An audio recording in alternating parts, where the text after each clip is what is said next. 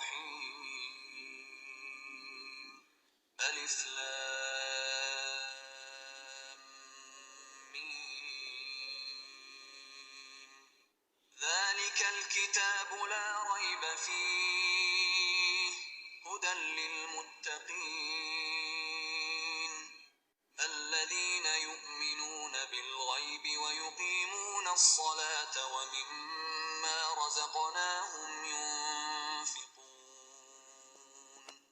والذين يؤمنون بما أنزل إليك وما أنزل من قبلك وبالآخرة هم يوقنون أولئك على هدى من ربهم وأولئك هم المفلحون.